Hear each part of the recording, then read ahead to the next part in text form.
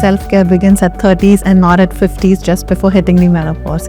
So if there is just one advice that if you had to give to the women out there. Usually when woman reaches like 40 to 45, she will have lot of health issues. There is increased chances of having the breast cancer after the age of 40. We have the cervical cancer, which is the second most commonest cancer for the woman. Actually, when woman is like a backbone for the family, and when she's getting affected, it definitely affects everybody at home as well. Do you think men go through this phase like how women go through menopause? Welcome to Yashoda Health Talk session, where all your questions related to health are answered here. So welcome to the program, Dr. Krishnaveni ma'am, and it's so good to have you. Thank you, Lakshmi.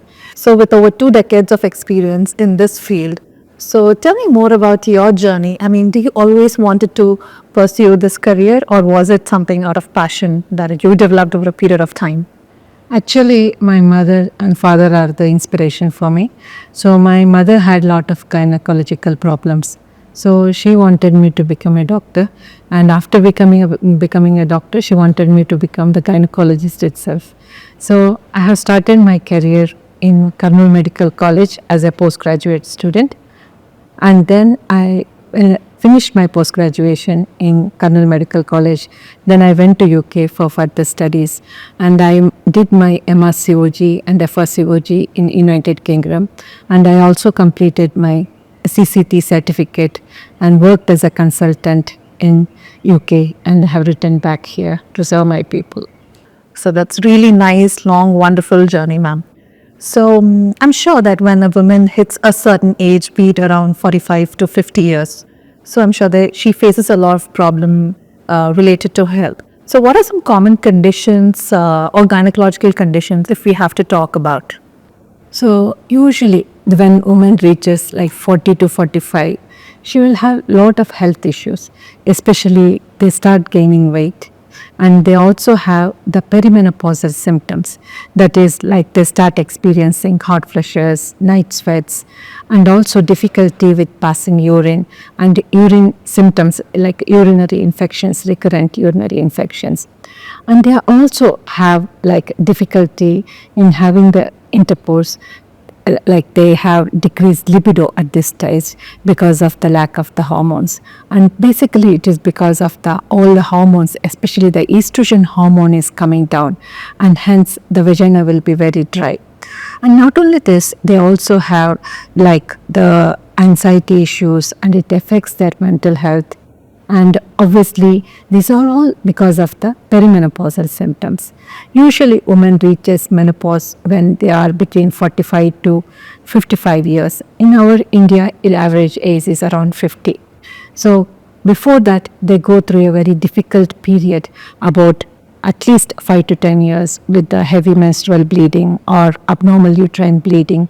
So it's a very difficult journey for them during this phase. And most of us tend to think that this is normal phase, what we're going through, and it's pretty common. So are there any red flag signs that when you think that, a woman should visit a gynec for this? I think after the age of 40, they have to visit the gynecologist probably at least once a year, because there is increased chances of having the breast cancer after the age of 40. So it is recommended that they should have a mammogram done at least once in 2 years, and if they have the family history, they should have it once a year. And other than that, we have the cervical cancer, which is the second most commonest cancer for the woman. So they have to have the pap smear screening, and that also will help to identify the cervical cancer early and treat it early in the precancerous phase itself. And other things are, sometimes because they are going through this menopausal symptoms, perimenopausal, they have this anxiety, depression, and vaginal distress, which they cannot discuss with any other family members.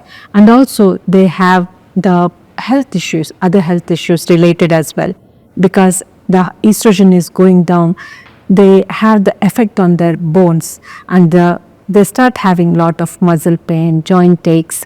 And so it's very important that they see the doctor or have the regular health checkup once a year, and they should have like regular health screening with regards to diabetes, hypertension, cardiac issues at this age. So మీరు చెప్పినట్టుగా that hormones do play a significant role in these symptoms. So దాని గురించి కొంచెం చెప్తారా madam? How it affects our body or be it our mood? Okay. And the reason is once we are reaching the menopause, the ovaries are starting to fail and they're not functioning. And because of that, the hormonal imbalance will happen. And when the estrogen levels decrease in our body, it affects the bones. That's why they are more prone for osteoporosis and easy fractures. And it also affects the heart. It is because if you know, means usually the females under the age of 40, they don't get the cardiac issues much like MI. The reason being because they have this estrogen hormone in them. But after the age of 40, they have increased chance because these estrogen levels have decreased in them. And also they have decreased libido. And as we talked about, the estrogen, progesterone hormones are coming down in their body. And they are having the problems with heavy menstrual bleeding, and again that affects their, makes them more anxious, and it affects their mood. They'll think something is happening with their body which they are unable to disclose.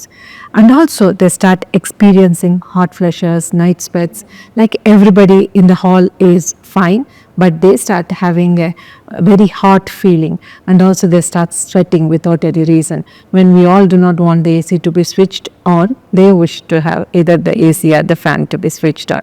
So these all are because of the hormonal imbalance that is happening. So technically speaking, menopause not just affects your gynec health, but it affects almost every organ, and also it affects your mood. Yeah, whole family health. Actually, when woman is like a backbone for the family, and when she's getting affected, it definitely affects everybody at home as well. But I'm sure, I mean, especially in our country, awareness about menopause or its symptoms undantara? కొంచెం తక్కువ, but because of now the corporate people, they are coming for the health checks. I think the awareness is increasing, and people are coming with the problems, and we are treating them in the menopause. So dealing with, seeing so many patients day in and day out, madam, I'm sure it's equally stressful for you as well. So how do you de-stress at the end of the day? I mean, what is your mantra for work-life balance? That's very, very important, work-life balance. It's because, as I said, the woman is the backbone for the family. And it's very important we take the regular breaks. Sometimes we think, oh, hey, I have to work, and I have to look after the patients. At the same time, we have to look after ourselves as a doctor as well. So what I do is I make myself time in the morning to do my walking, exercise. Then I'll start my day at the hospital, and it will be a long day. And I make sure that I see certain number of patients. I don't overdo myself, and I restrict my appointments, and I do whatever is in comfortable zone for me rather than going overstressed with the things. And I do take breaks regularly once in a month or so. That's how I de-stress myself. If you have a big complicated surgery ahead, so how do you prepare yourself or your mind? Actually, if it is a complicated case, what we usually do is we have to go through what all investigation she had, and we always think sometimes we may have to require the help from other team members as well. Like if we have a complicated endometriotic case, I may have to get the help from the surgeons. So we usually talk to each other before planning for the surgery, and when in the theater, when we have the problem, then we take the help of them. And not only in the theater, we do sometimes have the complex cases which is managed in the ICU setup as well, because I can give the care from the obstetric point of view, but if she needs the care from other specialties as well, like especially in the ICU setup, we do as a tertiary center here, or quaternary center now as we are calling here, we do get quite a lot of complicated cases, but I'm very, very happy that a lot of patients so far in the last 1.5 years, which I have dealt with, went home with a very good outcomes and happy faces. And I give all the credit to all of the team that works here to get that up to the mark. So equally, I'm sure that lifestyle choices play a significant role in developing these symptoms. So are there any things that you would recommend us to avoid? So usually the menopause as it hits, I think every woman has to go through this phase.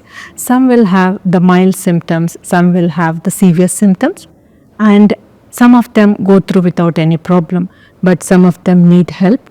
And it's the regular exercise, yoga, meditation. These are some of the things that will help to reduce these menopausal symptoms. And also now, because we have inherited the corporate culture, our women are taking alcohol, smoking, and this will actually precipitate the menopausal symptoms. So it is better to cut down those things. And sometimes the caffeine also has a lot of role, because if you take a lot of coffee, tea, then what happens is this caffeine irritates the bladder, and that is the reason they have the urinary symptoms and increased feeling hot feeling. So if they reduce the caffeine intake as well, that will reduce their symptoms. And having regular health checkups is one of the key to find out the problem early and deal with it. So I think self-care begins at 30s and not at 50s, just before hitting the menopause. So if there is just one advice that if you had to give to the women out there regarding menopause, what would it be? Just one tip or one advice? One message I would like to give is this is the change. Every woman has to go through it, and we all have to be prepared and have the regular health checkups. Do not worry about it, and have a healthy diet and exercise that would help you go through this journey easily. So on a lighter note, ma'am, do you think men go through this phase like how women go through menopause? That's true. It's like we always think women has lot of problems to go through, and we go through this in our 40s and 50s. Yes, men also go through this andropause, I call it as, maybe late 60s and 70s, because when their prostate gland starts playing up. So they will also have the urinary symptoms. Like sometimes women complain of this, like, why do we have to face all this labor pains, all this? Then I keep saying to them, like, they will also have the problems when they grow to 60 or 70, when we are fine at that stage.